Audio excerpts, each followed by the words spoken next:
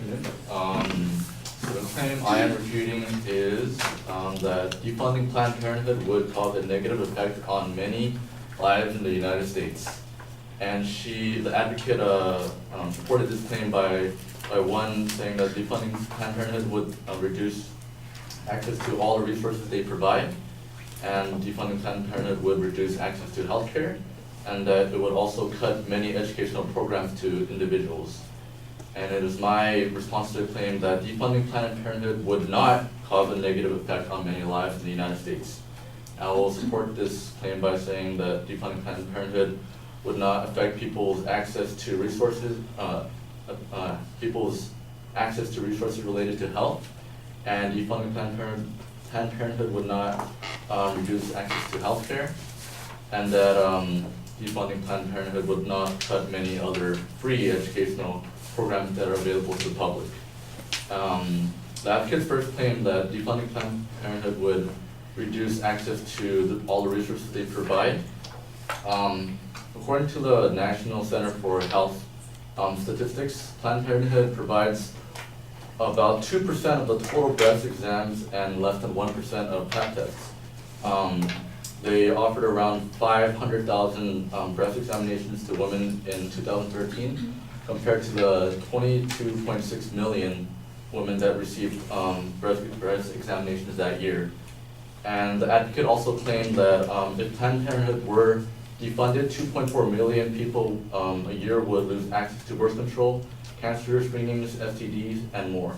However, the federally qualified health centers are currently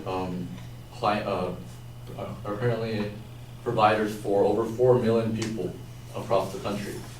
The advocate's second claim that Planned Parenthood would reduce access to healthcare, defunding Planned Parenthood would actually return funds to the federally qualified health centers. That they are government-funded health centers that use Medicaid and Medi-Cal, and to qualify for Medicaid and Medi-Cal, basically they include low-income families and qualified pregnant women for Medicaid and Medi-Cal. And in our country, there are 13 times more federally qualified health centers than Planned Parenthood centers in the United States. And federally qualified health centers provide all the same resources that Planned Parenthood does also. And her third claim that defunding Planned Parenthood would cut many educational programs to many individuals. Basically, all the free educational programs are available to the public in many other forms, like the internet. And the internet is something that a majority of the United States population has access to, which is according to an article by Gordon Pyle. Around 74.5% of United States citizens have access to the internet, and all the information available to Planned Parenthood about sex education is available in other forms, such as the internet and other educational programs. Thank you.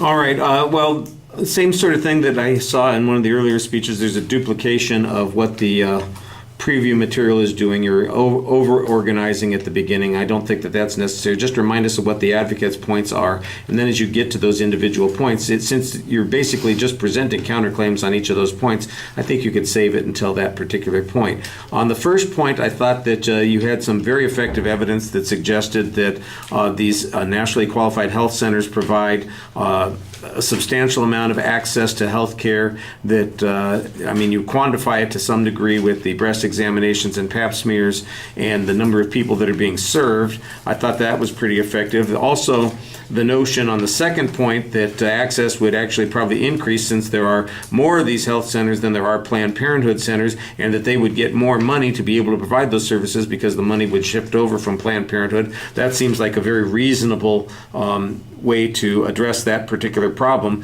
So if people have more access because there are more places and there's more money there, that seems to respond directly to the advocate's point. Now, I do think that you want to maybe talk about the way they reason and the evidence that they're using.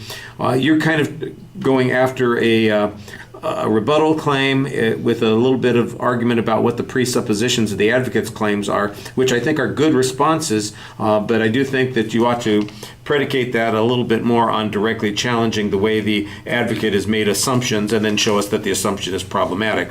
On the last point, the notion that you can have access to information in other places. You just rely on the internet, which is not a bad place for people to perhaps learn about that. Although if you type in sex education into Google, my guess is that your education is going to be a little bit different than you might have gotten from Planned Parenthood. Your illustrations are certainly going to be more vivid. But